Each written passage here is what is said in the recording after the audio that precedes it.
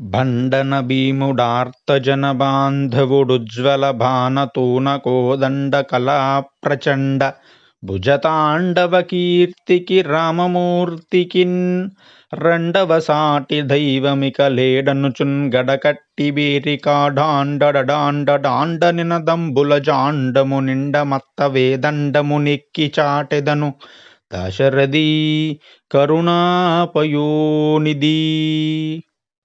శ్రీరామచంద్రుడి యొక్క గుణములను వర్ణిస్తూ రామదాసు గారు అంటూ ఉన్నారు, శ్రీరామచంద్రుడు బండన భీముడట. యుద్ధంలో శ్రీరామచంద్రుడికి ఎదురు నిలబడి బతికి బట్టగట్టేవాడెవడు ఉండడు. శ్రీరాముడి బాణానికి తిరుగులేదు. బండన భీముడు ఆయన.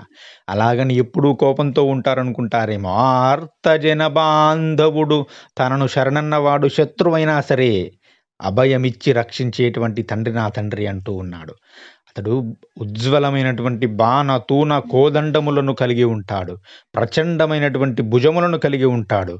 పరాక్రమంలో కానీ, ఆర్తజన రక్షణలో కానీ, భుజ బలములో కానీ శ్రీరామచంద్రుణ్ణి మించి రెండవ సాటి దైవము ఈ లోకములలోనే లేడు అని గడకట్టి బేరీలు మోగించి ఏనుగుని ఎక్కి డామ్ డామ్ డామ్ అనుకుంటూ శబ్దములు చేస్తే లోకమంతా చాటుతాను అని ఆ యొక్క కంచర్ల గోపన్న గారు ఈ యొక్క పద్యములో చెబుతూ ఉన్నాడు. అది శ్రీరామచంద్రుల వారి యొక్క పరాక్రమమును, ఆర్తజన రక్షణమును వివరిస్తూ విశేషంగా చెబుతూ ఉన్నాడు. అద్భుతమైనటువంటి పద్యము. జై శ్రీరామ్.